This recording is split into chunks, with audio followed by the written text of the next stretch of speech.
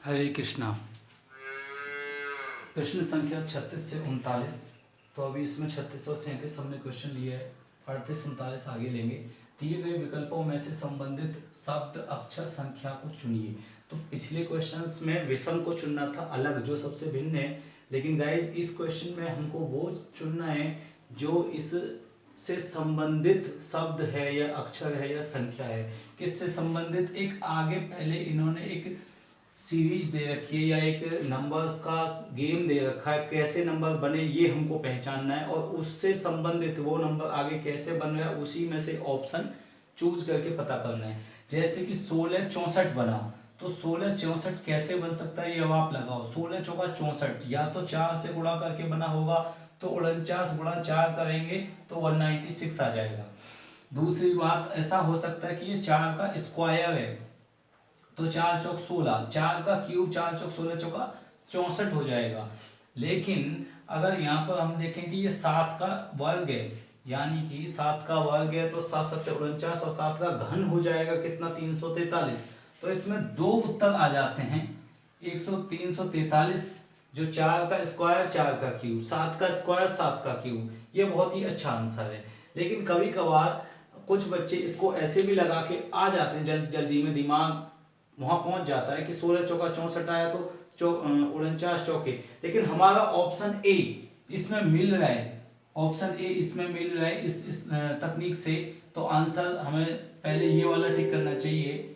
लेकिन अगर फिर भी इस क्वेश्चन में कोई बच्चा ये तरीका भी कर क्या कि इसमें 16 चौका 64 चौका चौका 196 तो लगा दिया, उसने ध्यान नहीं दिया, से 343 भी आ सकता है, तो ये भी उसका आंसर सही है।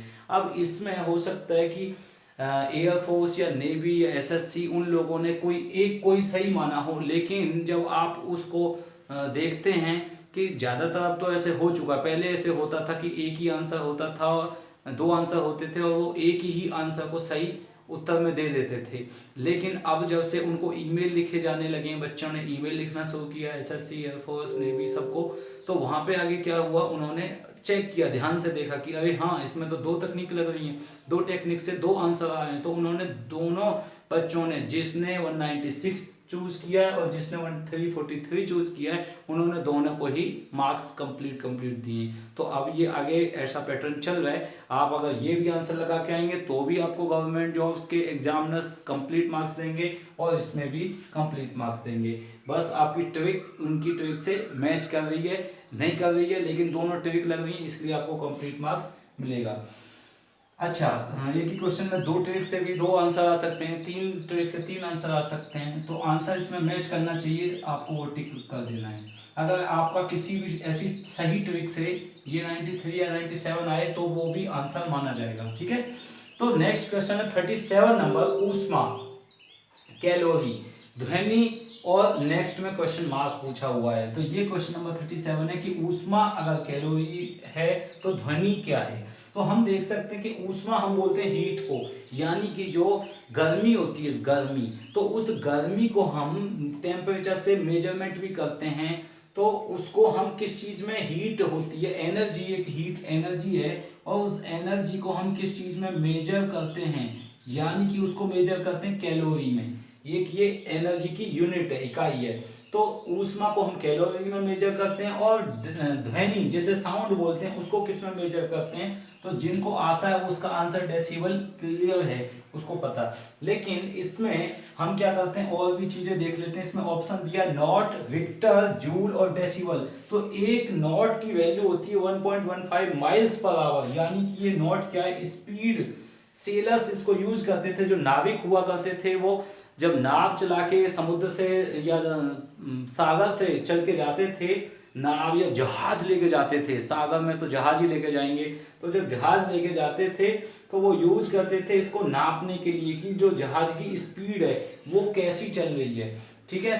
तो इस प्रकार से इसको उन्होंने इसको नॉट का नाम दिया, और एक नॉट 1.15 माइल्स प्रति घंटे, यानी कि ये माइल्स जो किलोमीटर से भी बड़ी यूनिट होती है, इस स्पीड से उनकी चाल चलती थी। नेक्स्ट आता है विक्टर, इन्होंने ऑप्शन दिया है विक्टर, जो है हमारा RECHTER, विक्टर, मतलब इसको अर्थक्वेक को मैग्नीट्यूड को मेजरमेंट करता है ये, यानी कि जो भूकंप आता है पृथ्वी में उसकी कितनी मात्रा से भूकंप आया है, 7.8, 8.9 या 9 पॉइंट समथिंग, इस प्रकार से उसका रिएक्टर में मेजरमेंट होता है। रिएक्टर एक पेन के द्वारा बना हुआ होता है, एक पैमाना जैसा बना हुआ उस पर पेन, तो जब भूकंप आता है वो हिलता है तो पेन भी हिलता है, तो अपनी मेजरमेंट को दिखाता है कितना ऊंचा ऊंचा हिल के गया है वो, तो उसको मेजरमेंट लगा के रखते हैं हम कि ये 6, ये 7, ये 8, 9, तो पेन जहां तक जाता है वहां तक उसको नाम माना जाता है।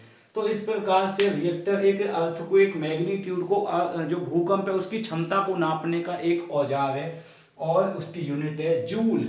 जूल इसमें एक ऑप्शन दिया है, जो work done on an object by supplying energy, जितना भी कार्य किया जाता है किसी ऑब्जेक्ट के ऊपर, किसी वस्तु के ऊपर, जितना हमने कार्य किया उसमें एनर्जी अप्लाई करके, मान लीजिए कोई फोर्स लगाया, बल लगाया, प्रयोग किया, तो उस पर जितना भी हमने कार्य किया वो जो एनर्जी में नपेगा वो जूल में होता है। हालांकि जूल और कैलोरी दोनों ही एनर्जी की, यानी कि work done by energy, energy की ही ये यूनिट है दोनों, लेकिन एक कैलोरी की जो यूनिट होती है वो 4.18 जूल होती है, इसके बराबर है। तो ये दोनों हमारी जूल और आपका दूसरी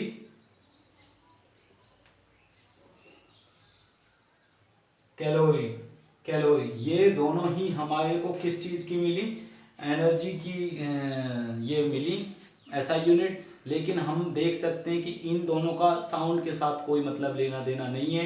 एक कैलोरी में 4.184 इतने जूल होते हैं अगर कन्वर्ट करने को आए। अब ध्वनि का बचा एक ही ऑप्शन, वो है डेसिबल। तो डेसिबल वो यूनिट है, वो इकाई है जिसमें हम ध्वनि को मापते हैं, मेजरमेंट करते हैं। तो आपने देखा होगा हवाई जहाज, जेट प्लेन, उसको हम सुन नहीं पाते, जेट की आवाज नहीं सुन पाते, इन कानों की क्षमता जो है 20,000 किलो हर्ट्ज तक की है।